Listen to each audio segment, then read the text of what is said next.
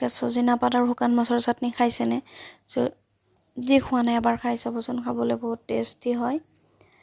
সজিনা পাত এক মুঠিমান ভালদৰে ধুই শুকান কেৰাহী এটাত দি দিছোঁ আৰু তাত জলকীয়া 4-5টামান,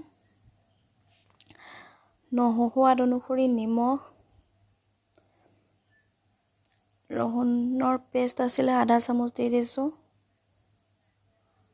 আদাৰ পেষ্ট আধা চামুচ দি এইখিনি তাৰ কেঁচা গন্ধ যোৱালৈকে ভাজি লৈছোঁ।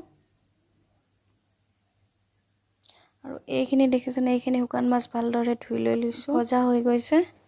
এইখিনি এটা বাটিত উঠাই লৈ লৈছোঁ। এইখিনি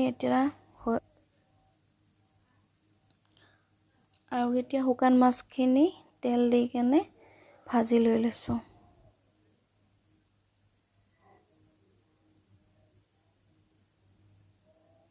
আৰু শুকান মাছখিনিও ভজা হৈ গ'ল।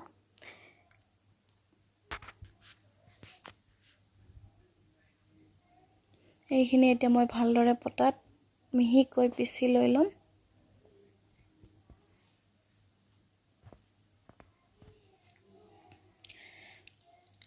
আৰু এইখিনি পিছা হৈ গ'ল এতিয়া। আৰু শুকান মাছ ভাজি ৰোৱা তেলখিনি ইয়াতে মই এড কৰি দি দিম, শুকান মাছৰ সোৱাদ অহাৰ কাৰণে।